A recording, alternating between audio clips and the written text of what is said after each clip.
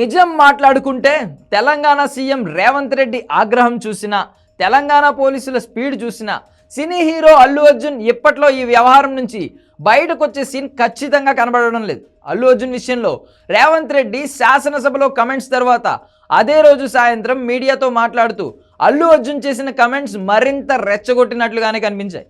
తన క్యారెక్టర్ తగ్గించే ప్రయత్నం చేస్తున్నారని, తనపై తప్పుడు ఆరోపణలు చేస్తున్నారని ముఖ్యమంత్రిపైనే అల్లు అర్జున్ ఆరోపణలు చేశాడు. అసలు ఈ ఘటన విషయంలో తనకు ఎటువంటి సంబంధం లేకపోయినా తనని ఇబ్బంది పెడుతున్నారు అంటూ వ్యాఖ్యలు చేశాడు. ఇదే సందర్భంగా గతంలో పవన్ కళ్యాణ్ అలాగే చిరంజీవి అభిమానులు మరణిస్తే తాను వెళ్ళి పరామర్శించానని, అలాంటిదే తన అభిమాని మరణించారని తెలిస్తే తాను ఎందుకు వెళ్ళి పరామర్శించను అంటూ ఎదురు ప్రశ్నించాడు. అయితే ఇప్పుడు ఈ వ్యవహారంలో స్వయంగా పవన్ కళ్యాణ్ను అలాగే చిరంజీవిని తీసుకురావడం వెనుక వ్యూహం ఉంది అనే ఒపీనియన్ కూడా వినబడుతోంది. ఇప్పుడు అల్లు అర్జున్ను బయటకు తీసుకురావడం అనేది పవన్ కళ్యాణ్ లేదా చిరంజీవితోనే సాధ్యమయ్యే అవకాశం ఉంది. అందుకే ఇప్పుడు ఈ వ్యవహారంలో తెలివిగా చిరంజీవిని పవన్ కళ్యాణ్ను ప్రస్తావించి బన్నీ కమెంట్స్ చేశాడు.